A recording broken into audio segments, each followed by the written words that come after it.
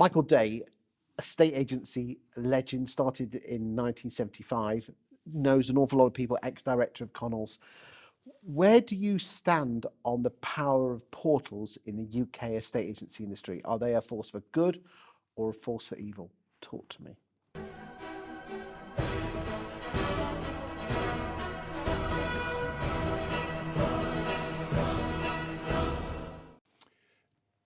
In the main, a force for good.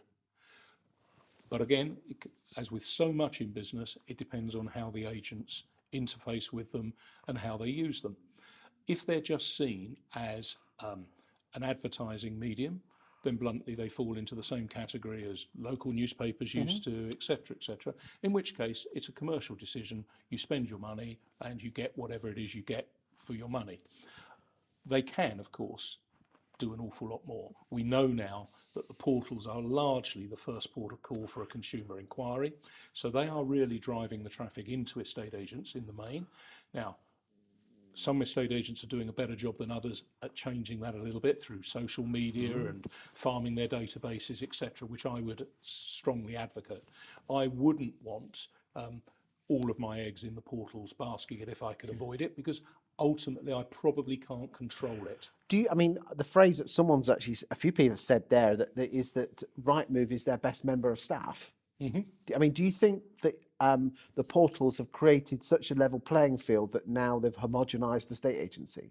Well, undoubtedly, if you look at estate agency, with the exception of the colour of the logo and the breadth, it's difficult from the outside often to see the difference, which is why things like social media and other channels and that become important. What I would say to agencies, they need to get away from just the herd mentality of, oh, we need to advertise here, here and here. Very few agents spend any time, or certainly enough time and effort, on analysing where their business is coming from, what their market is. In fact, very few agents actually have what I would call a formal business plan of any description. And the problem with having no plan is that you don't know what's working and what isn't.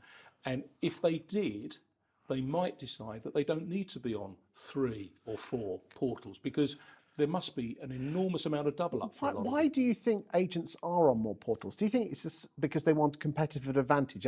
Well, they're on 3 and we're on 4, so we must be better. Yeah, there's an element of, mine's bigger than yours. There's an element of keeping up with the Joneses. And of course, the portals have played on that. Portals have played on that enormously. And what we're going to see change with the portals, I think, in the next 5 years, and we'll probably see this with the emergence of Boomin. We're certainly seeing it with Zoopla when they went into acquiring the property software group. On the market, have a stake in Techlet. Rightmove bought Van Mildert on the referencing side. We're going to see these models evolve so that they become a more holistic package to agents beyond just advertising properties on the internet. Would you say that it's more about the data? It's always been about the data. But of course, the portals at the moment don't collect any data. They collect data from the point of view of numbers of things, but of course, they don't actually know who's looking. So whoever finds the way of monetizing the traffic, because the reach is significant, millions and millions of people looking, but they don't actually know who those people are. If there's a way of monetizing that reach, and of course Boomin are planning to do various things along that way, and the others will follow suit in various ways, shapes and forms.